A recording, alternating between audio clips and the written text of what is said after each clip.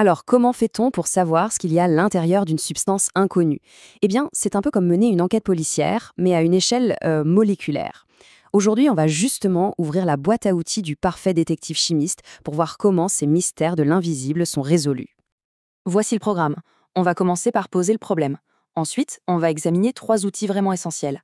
Un pour mesurer la quantité, un autre pour identifier la couleur, et un dernier pour carrément voir l'empreinte digitale d'une molécule. Et à la fin, on fera un petit récapitulatif de cette super boîte à outils. Allez, on entre dans le labo d'analyse. La mission, si on l'accepte, identifier des substances qu'on ne peut même pas voir directement. C'est là que ça devient intéressant parce que c'est la physique qui va venir donner un coup de main à la chimie pour aller sonder ce monde de l'infiniment petit. C'est vraiment la question clé. Bien sûr, il existe des méthodes un peu brutales qui détruisent l'échantillon pour voir ce qu'il y a dedans, mais les méthodes physiques, elles, sont beaucoup plus fines. L'idée, c'est d'analyser une substance sans la détruire, juste en regardant comment elle interagit avec ce qui l'entoure, par exemple avec la pression ou encore la lumière. Ok, premier outil de notre mallette. Attention, celui-ci ne va pas nous dire qui est le coupable. Non, il va plutôt nous dire combien de suspects il y a dans la pièce. Et c'est un spécialiste, notre expert, pour les gaz. Alors pour piger comment fonctionnent les gaz, les scientifiques ont un modèle, une version simplifiée qu'on appelle le gaz parfait. C'est simple. On imagine que les molécules de gaz sont comme des petites billes, tellement loin les unes des autres qu'elles ne se calculent même pas, elles n'interagissent pas.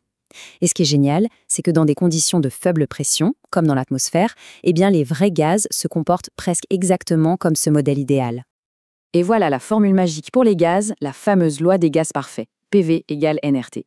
Il ne faut pas se laisser impressionner, cette équation est juste incroyablement puissante.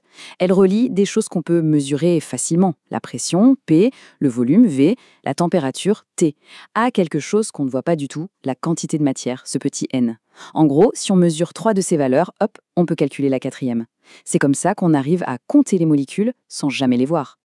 Bon, à cette théorie, on va mettre cet outil au travail sur un cas pratique. En utilisant les données qu'on a sur l'atmosphère de Mars, on devrait pouvoir calculer un truc fondamental, la pression qu'il y a là-bas.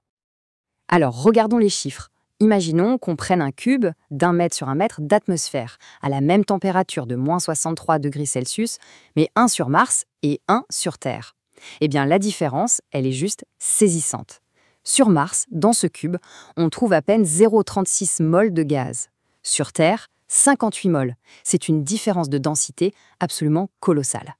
Et forcément, cette différence de quantité de gaz, ça a une conséquence directe et massive sur la pression. Le résultat final, la pression sur Terre est environ 160 fois plus forte que sur Mars. C'est fou, non? Une seule équation nous montre à quel point ces deux mondes sont radicalement différents. Bon, savoir combien il y en a, c'est un bon début. Mais le vrai cœur du métier de détective, c'est de savoir quoi. C'est quoi cette substance? Pour ça, il faut changer d'outil. Et le prochain outil, c'est un de nos meilleurs alliés, la lumière. C'est elle qui va nous révéler les couleurs cachées et même la structure des molécules. Allez, on ouvre le deuxième compartiment de la mallette. Et dedans, on trouve la spectroscopie UV visible. Alors ça, c'est la technique star pour aller cuisiner les substances colorées. On va utiliser la lumière un peu comme un projecteur d'interrogatoire. Le principe, en fait, il est plutôt simple. On prend notre échantillon et on lui envoie de la lumière blanche, c'est-à-dire toutes les couleurs de l'arc-en-ciel en même temps.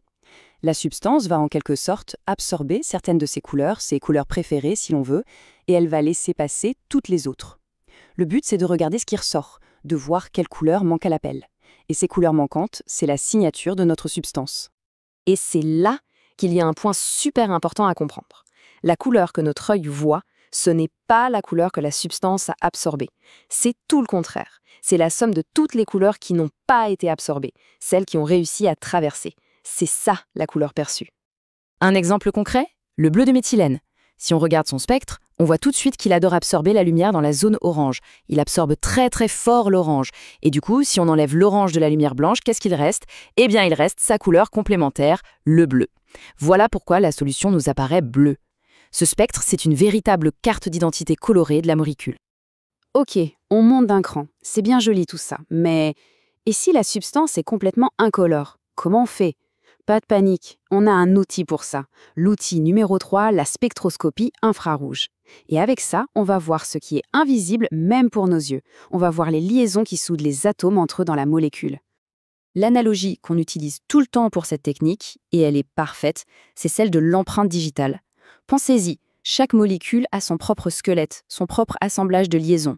Une liaison carbone-oxygène, une liaison oxygène-hydrogène, et chacune de ces liaisons se met à vibrer d'une façon bien précise quand on l'éclaire avec de la lumière infrarouge. Le résultat, c'est un spectre qui est absolument unique. Il n'y en a pas deux pareils. C'est l'empreinte digitale de la molécule. Et pour déchiffrer ces empreintes, les chimistes ont des sortes de tables de correspondance. C'est un peu un dictionnaire. On regarde la table et on voit « Ah, un signal large et fort dans cette zone-là, entre 3200 et 3400, ça, c'est typique d'une liaison OH, d'un alcool. Ah, et ce pic-là très fin et très fort vers 1700, ça, c'est une liaison double CWO. C'est comme ça qu'on traduit les signaux du spectre en morceaux de la molécule. Allez, c'est le moment de jouer au détective. Voilà le spectre, l'empreinte digitale d'une substance inconnue. On a 3 suspects, la molécule A, un alcool, la B, une cétone, ou la C, un aldéhyde. En regardant les indices sur le spectre, qui est le coupable?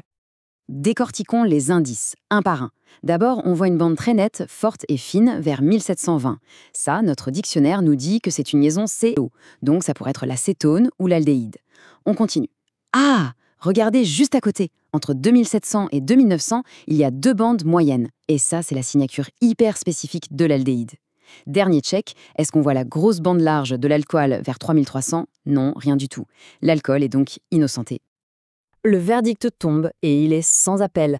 En recoupant tous ces indices, il n'y a plus aucun doute. Notre substance mystère est la molécule C, l'aldéhyde. L'empreinte digitale correspond parfaitement. Affaire classée. Bon, il est temps de faire le point sur notre petite enquête.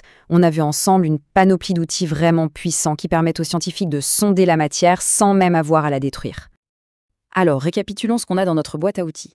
D'abord, la loi des gaz parfaits, pour savoir combien il y a de gaz. Ensuite, la spectroscopie UV visible, pour identifier une substance grâce à sa couleur.